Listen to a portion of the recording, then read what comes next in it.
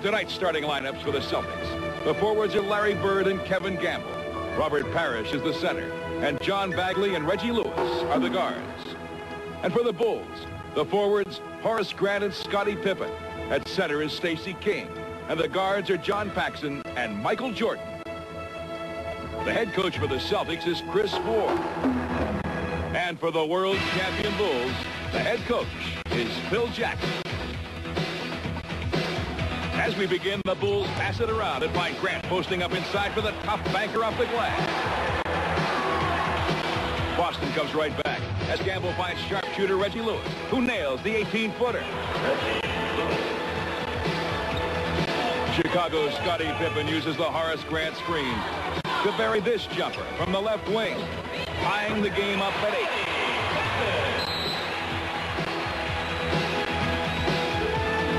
Boston tries to stay close to the champs as Larry Bird nails this 19-foot rainbow.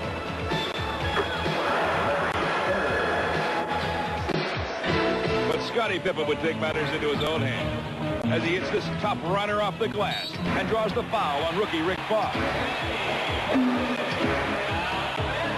But the veterans Bird and McHale team up inside as they try to keep the Celtics on the heels of Coach Jackson's Bulls. But Michael Jordan shows his explosive burst as he hits this baseline layup. Jordan looks focused. As the first quarter comes to a close, Lewis hits the turnaround jumper as Boston keeps it close, down 23-22. In the second quarter, the Bulls are off and running as Pippen hits the hustling Will Perdue to finish off the fast break. Perdue continues to give the Bulls quality minutes as he tips in the follow over Robert Parrish. Coach Ford looks puzzled. Chicago keeps the pressure on as B.J. Armstrong hits Stacey King with a bounce pass for the slam.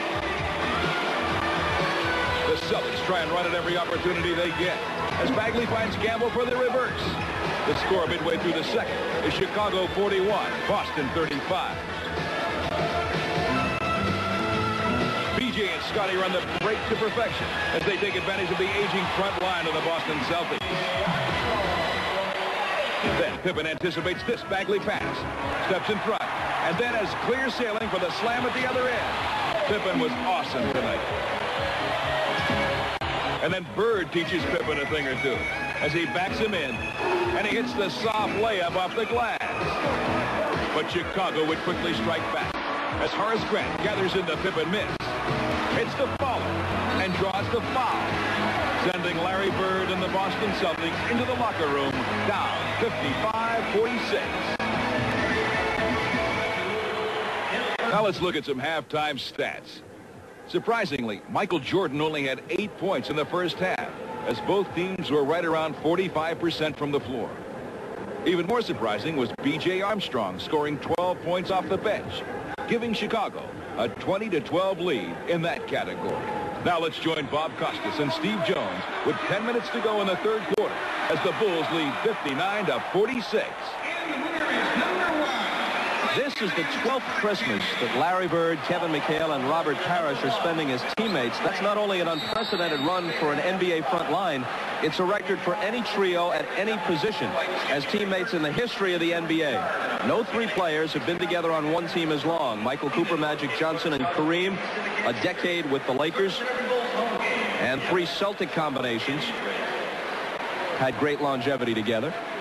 This is the 5th year together from Michael Jordan, Scottie Pippen, and Horace Grant. Not technically a front line, but 5 together as teammates. And there's a possibility they could move into that list of the longest running trios in NBA history. Unless we see something very dramatic, we should at least see them play together for another 3 to 4 seasons.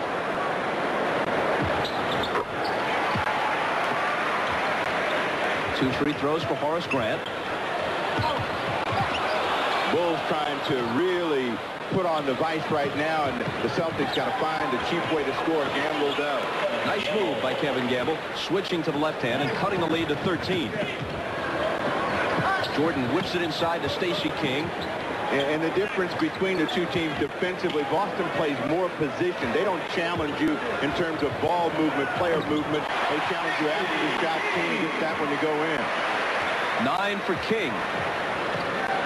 When you look at the longevity of that front line, 12 years together, if you're the Celtics, are you thinking that this might be the last year, if you're healthy, that you can make a legitimate run with this cast before you got to turn it over? The problem is, how do you replace them? Where do you find players of equal ability? And that's the biggest problem that they've had. Not that they haven't been out there looking and searching. Especially drafting as late as they do. They got to be bad. You know, that's the way it goes in the NBA. In order to get good, you got to be bad, really bad. Celtics have never been that bad since they got Larry Bird. Parrish knocked it away, and the Bulls retain it. 63-50 with 8:59 to play in the third. Good inside look for Parrish. Beats King, gets an easy deuce. Of course, Bird, now that he's had the back surgery, says he thinks he can play another couple years. Parrish would like to go to age 40. They can all thank Kareem for that. And Kareem is thinking about coming back. Jordan fades and misses. Pippen hustling, but Bagley has it. And Paxson cuts him off and fouls him. Now that's the kind of defensive effort they have to have. A tough shot from the perimeter, then rebound the long miss. That gives Boston a chance to get back cheaply. They're down by 13. They're still in the game by NBA standards, and they got to stay in the hunt.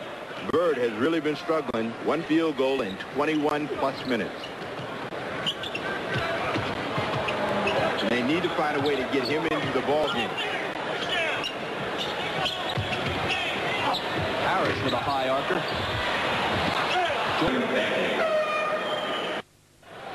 Klein is one of those players that has suffered because McHale has come back.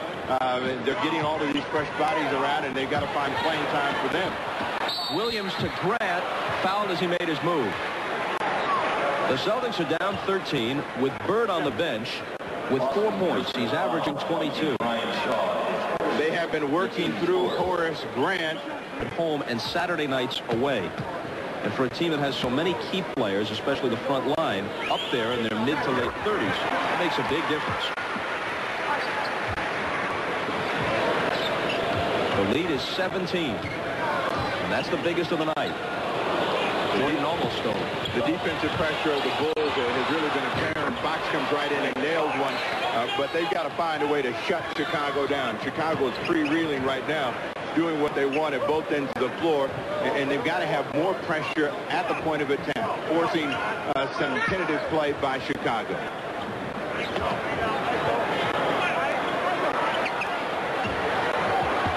Jordan. It took him this long to get into double figures for the night. After every miss, they come back with some sort of backcourt pressure, forcing the Celtics to pick the ball up, use time on the clock. That forces them to play outside in, and they don't have their best outside player, Reggie Lewis, in the ball game right now. Fox had it knocked away, got it back.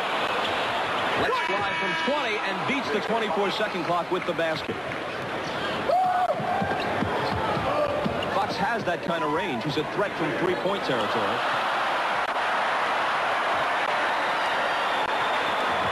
Good feed inside to Armstrong, cutting off the baseline for the reverse.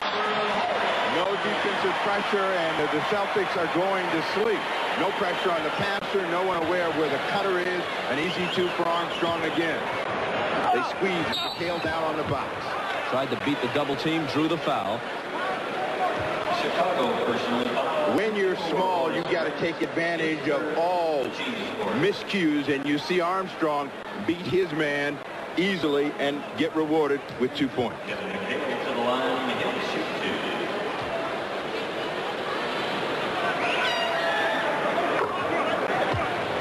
McHale, the father of 4 children, and among many who are not great fans of playing, especially on the road, on Christmas. The club got special permission because it was Christmas to leave the day of the game as opposed to last night. So